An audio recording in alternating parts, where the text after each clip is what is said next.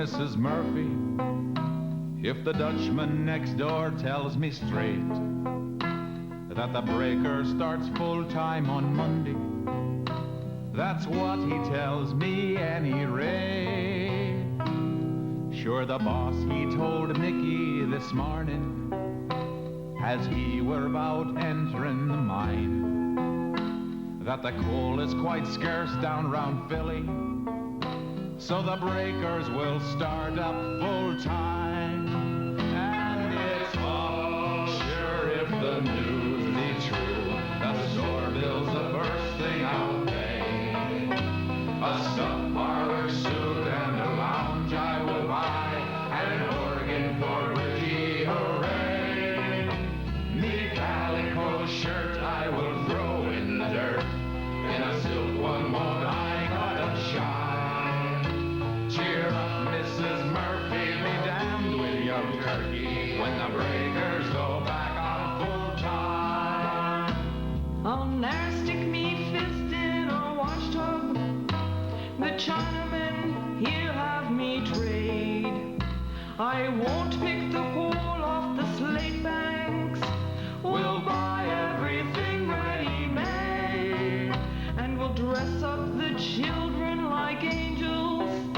We'll build us a house big and fine, and we'll move away from the foreigners when the breakers go back on full time. And it's all sure if the news is true, the store bill's the first thing I'll pay. A new parlor suit and a lounge I will buy, and an organ for Ricky, hooray. Me calico shirt I will throw in the dirt, in a silk one won't I gotta shine. And the very first chance to put Seamus in pants when the breakers go back on full time.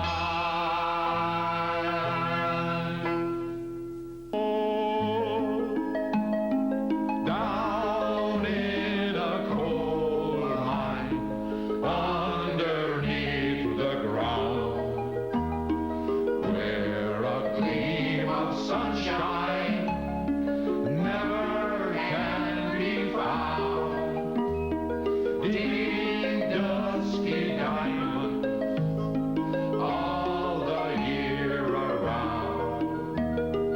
Down in a coal mine, underneath the ground, digging dusky diamonds all the year around. Down in a coal mine, underneath the ground.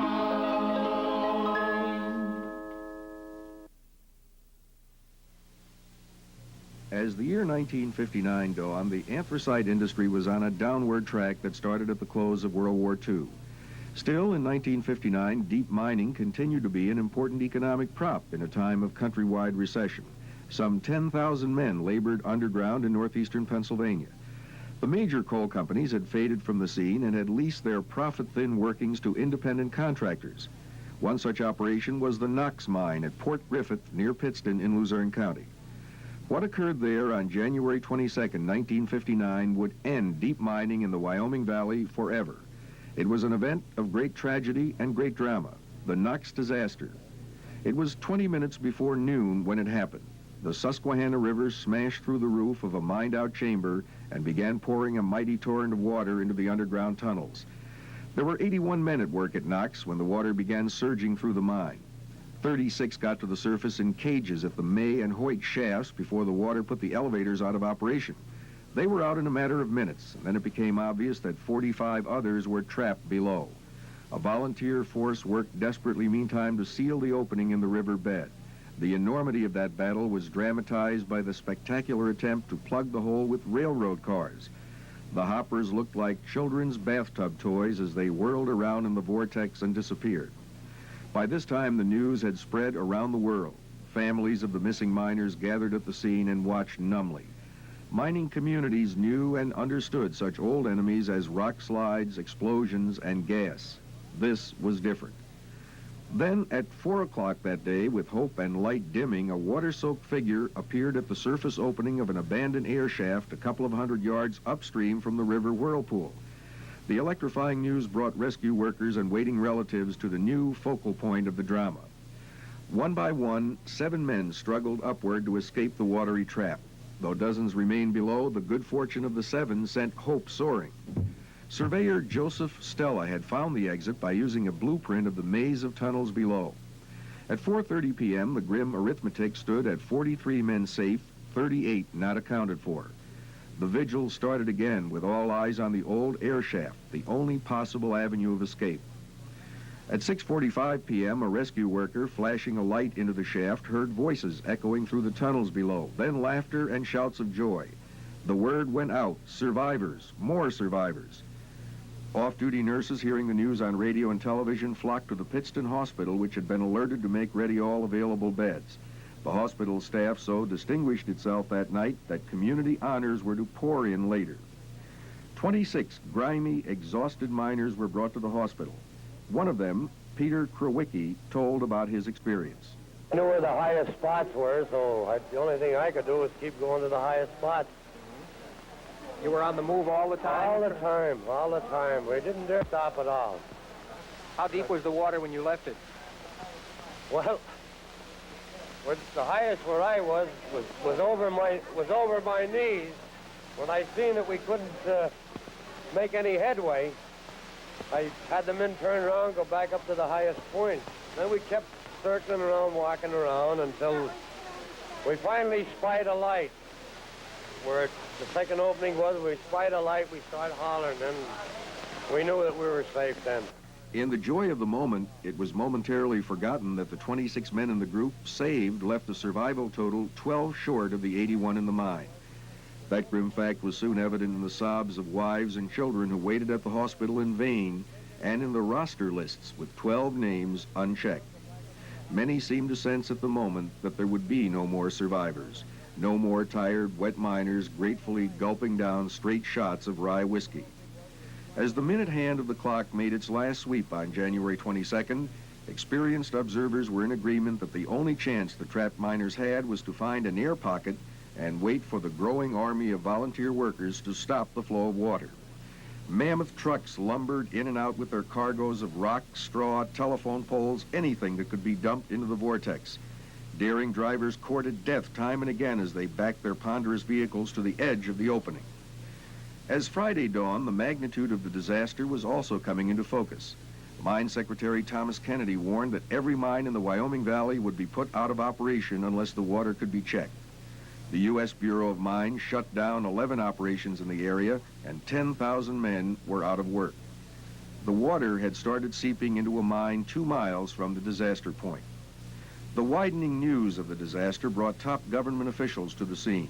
Pennsylvania Governor David Lawrence, sworn into office only 2 days before, hurried to Pittston for a first-hand look and an offer of help. I'm sure that both parties in the legislature will join with me in providing whatever we feel is necessary to help the situation.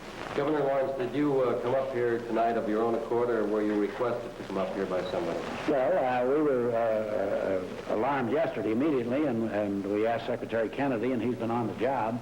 And I was in Shamokin, and it's been on my mind all day, and I felt that I wanted to come up firsthand and see just what it was, and then I would have a better knowledge too. And so I'm being briefed by Mr. Kennedy, and I think I'll go with him out to this mine and just see firsthand what it is. When you're on the job and you see the thing, I always feel you can do a better job.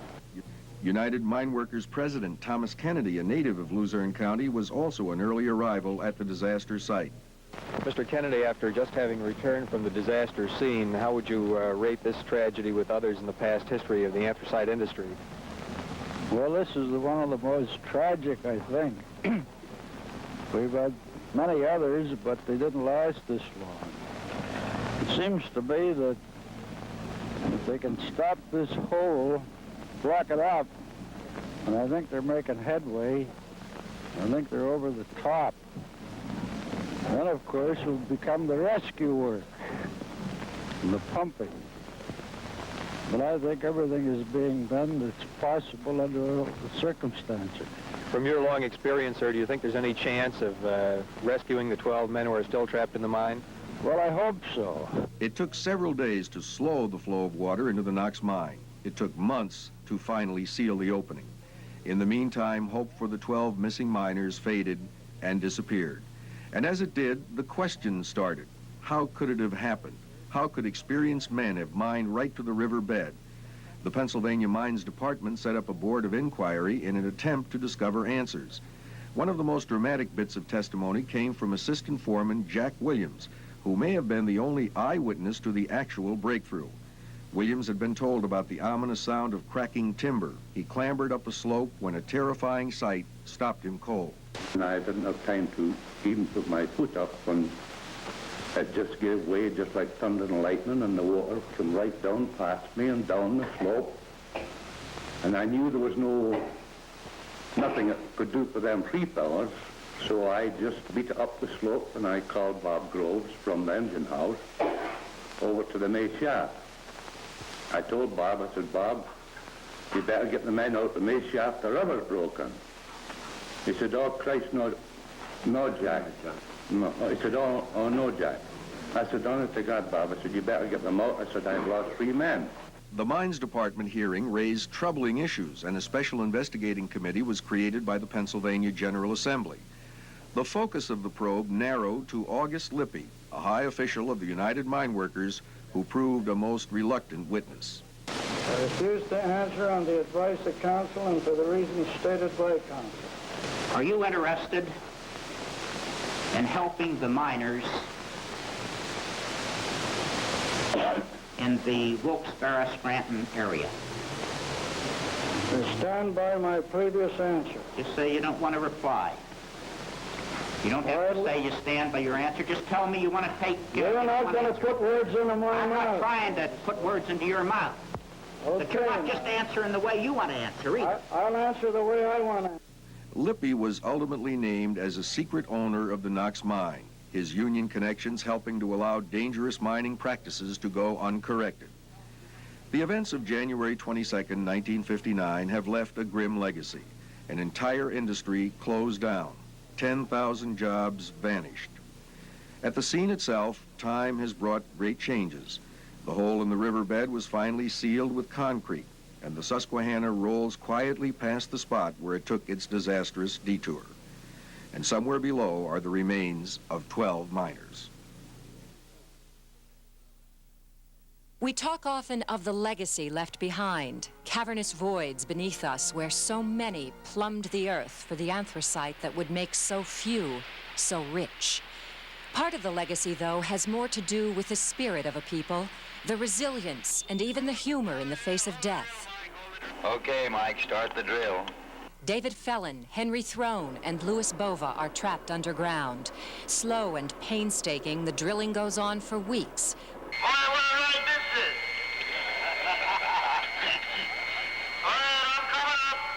And sure enough, up he comes, Henry Throne first. But David Felon knows he's next, and there's song in his heart. You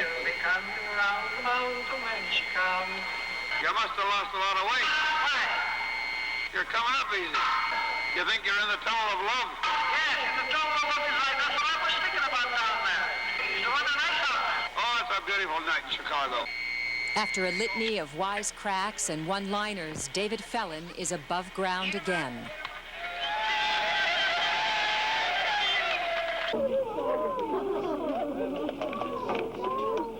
The sound of those who wait. The 1st of March, 1977, and the walls come tumbling down at the Coker coal mine in Tower City. Well, I'm hoping and wishing that he's alive and they get to him and he's safe and we get him out of there. Little does Ronald Adley's brother realize that Adley will be the only one out of 10 to survive. The personalities and souls of these men colored this shades of gray world. And when we talk about the legacy of King Coal, it'd do good to remember them.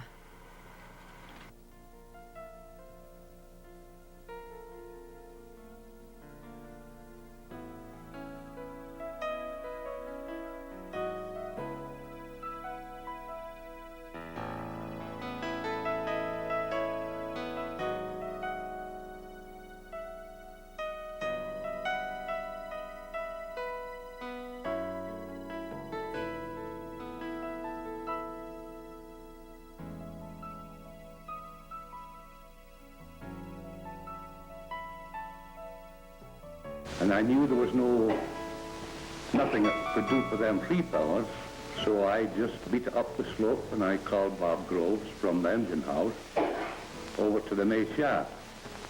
I told Bob, I said, Bob, you better get the men out the main shaft, the rubber's broken. He said, oh, Christ, no, Jack. No. He said, oh, no, Jack. I said, honest to God, Bob, I said, you better get them out. I said, I've lost 3 men.